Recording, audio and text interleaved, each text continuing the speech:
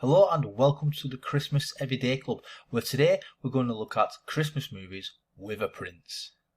Like so many people last holiday season, I watched and fell in love with the terrible masterpiece that is Netflix, A Christmas Prince. Well, I wouldn't say fall in love, but I enjoy those cheesy little movies. Naturally, when I discovered there were other royalty-themed Christmas movies with basically the same plot, I had to watch them all. And you know Hallmark, there is lots of them there. But let's get into this and let's see which ones made the list. Coming in is obviously A Christmas Prince, The Royal Wedding.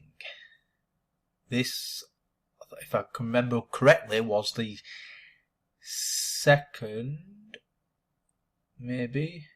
Yeah. So basically, a year after Amber helped Richard secure the crown, the two are set to tie the knot in a royal Christmas wedding, but their plans are jeopardised when Amber finds herself second-guessing whether or not she's cut out to be the queen. But did you know, guys, a bit of trivia here, it was because of the unexpected success and cult status of the first film, A Christmas Prince, that Netflix decided to not only film a sequel but release a slew of similar Christmas-themed romantic comedies, and we are so grateful and happy that they did, because we love them. Next, A Prince for Christmas. An ordinary blonde from a small town falls in love with a British-sounding brunette prince. See, Prince Duncan of Belmont Barker, is trying to escape and marries to a complete stranger, so he runs away from his vaguely European country to America, where his car breaks down in the middle of nowhere, and he meets and falls for another complete stranger. Our heroine, Emma. Viva Bianca. But did you know, filmed around Buffalo by Attica and Arcade Railroad. Did you know that? And a bit of goof as well. Around the 6 minutes mark, when Duncan and Geoffrey are fencing, Geoffrey knocks over some candles with his sword. But in the next scene, they're all back on the candle holder. There you go, yeah. Next, probably one of my favourites, probably is my favourite out of all these, is Crowned for Christmas. After getting fired from her job as a maid at the Ritzy New York Hotel, Ali reluctantly accepts a temporary gig as a governess to a young girl who is part of a powerful family in Europe that lives in a castle. Yeah? Did you know, a bit of trivia, Danica McKellar revealed in an interview that the temperature on day of filming Snow Angels was 80 degrees. All the snow in Romania was fake. Yeah, I mean, yeah, I don't think snow is going to last long in 80 degrees. Goose. Yeah, a bit of goose for you. The king is frequently addressed as Your Highness. As a king, he should be addressed as Your Majesty. As a Princess Theodore would be addressed as Your Highness. Well, coming from a country war as a royal family, I'm not overly up on all this. Yeah, I knew I'd call the Queen Her Majesty. Yeah, Your Majesty. Yeah, didn't know that, guys. Let us know in the comments if you knew this, and if you're enjoying this video, don't forget to give us a thumbs up and let us know if we've missed any off. Next up, Once Upon a Holiday. This movie is truly a fresh take on the formula, considering the fact that not only are both the leads brunette, but this time the woman is the royalty. That's right, our girl, Katie, Brianna Evigan, is Princess of Montserrat. And while on a trip to New York, she runs away from her royal obligations to live like a normal woman for a few short days, with the help of charming, flannel-wearing handyman named Jack, Paul Campbell, of course.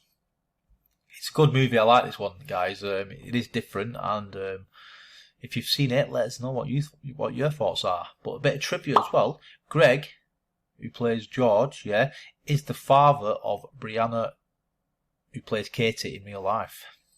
I didn't know that, guys, either. Next, we have A Royal Winter.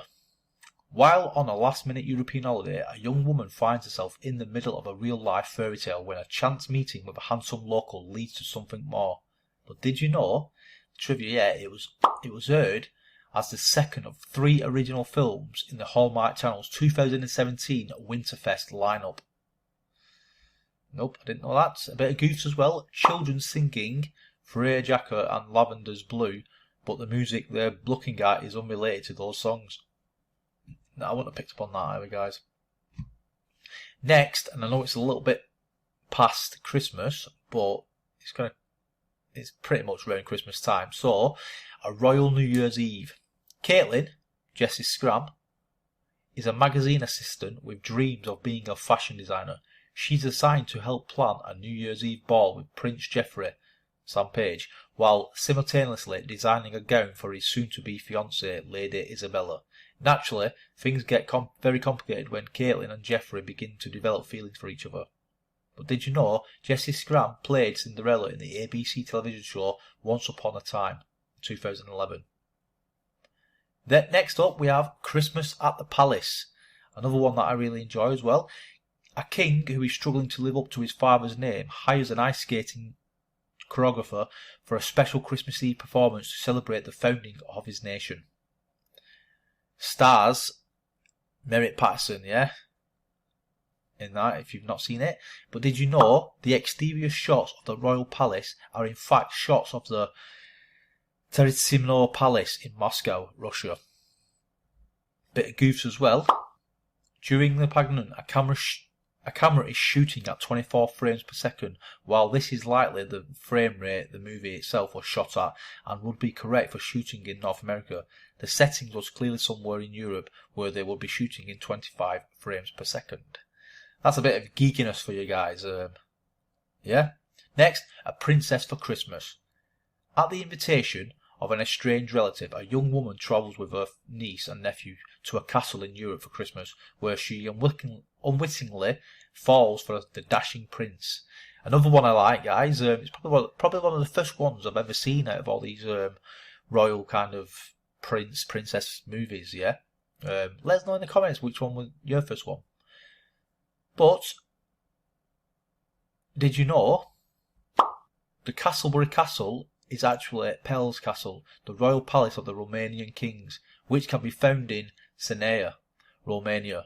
It is unique in Europe in terms of architect, internal decorations and collections. Bit of goofs as well. Although Jules, Maddie and Milo are American, there are several times you hear their American accent slip, typically when they're upset, most notably when Maddie says, "He can stay with us." I didn't pick up on that. Next, A Royal Christmas. Prince Leopold, heir to the throne of Sardinia, wishes to marry his young love Emily Taylor, a humble seamstress from Philadelphia, but Leopold's mother, Queen Isadora, has other plans for her son. It's another good one as well, guys, starring Lacey Chabert.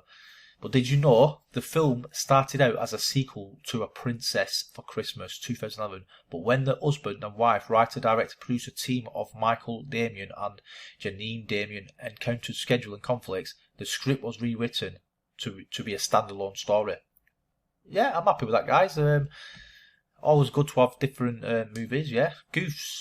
Yeah, the orchestra that plays during the Christmas ball scene is primarily made up of strings. However, what is heard is played by a full orchestra, drums, woodwinds, etc. But that is it for our list of Christmas movies with a prince. Be sure to let us know what your favourite royalty kind of movie is, guys, and if we missed any off, let us know. If you liked it, please give us a thumbs up, and as always, guys, thanks very much for watching. Till next time, goodbye.